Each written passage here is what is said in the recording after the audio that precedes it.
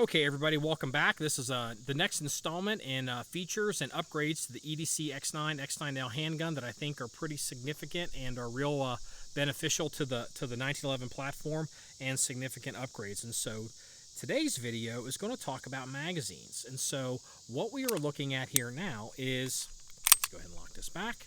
So EDC X9 is a ground up designed gun to accept 9mm round and 9mm size magazines. Well,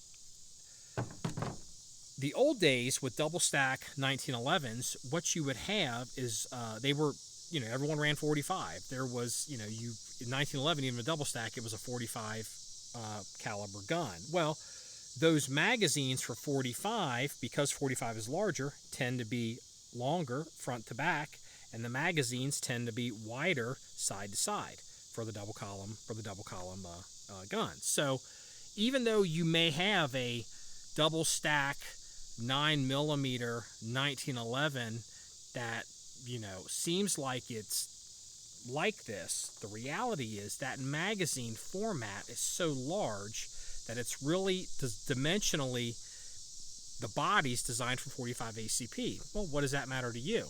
Well, if you're a home gamer, let's go ahead and keep this cold.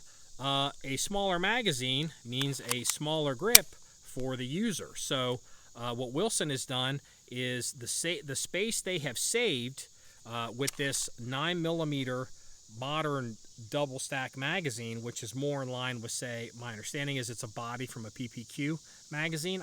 It's not interchangeable with PPQ, but I believe it's that body. So what they've done by shrinking the size of the magazine, they have regained some of the some space with the grip. So the average person who is used to a super thin, super trim 1911, while this gun may not be as thin as that, as a single stack 9mm, this thing will be significantly smaller than, say, the double stack traditional 1911s, like the 2011s that you'll see out there. And so it's a huge difference. And so also, because Wilson has the room to play with it, they have different size back straps, just like on the concept, like some of the Gen 4 Glocks. You can expand the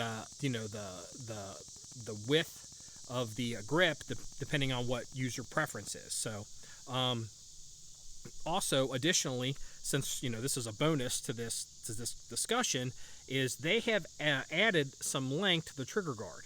And according to Wilson, it is 1/10 of an inch.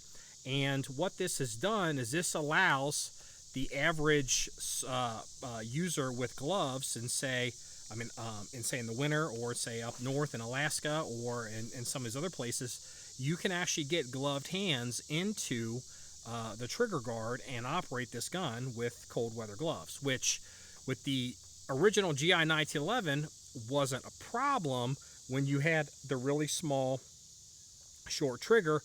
But as you started to push the triggers out to different lengths, you really started to crowd the space in the trigger guard for use, as a duty gun. And it's a real limitation for the traditional 1911 today, that's often overlooked unless you're actually carrying the gun for work and it's 3 o'clock in the morning and it's freezing cold and you're wearing gloves and you realize your gloved hand doesn't fit in your gun, so now you're not wearing a glove to work, which sucks. So ask me how I know that. So anyway, if you want to see any more videos or pictures, or have any questions about the EDC X9L handgun, please go to our website, john1911.com. That's JOHN1911.com. Remember, it's all about shooting guns and having fun. Everybody, have a good day.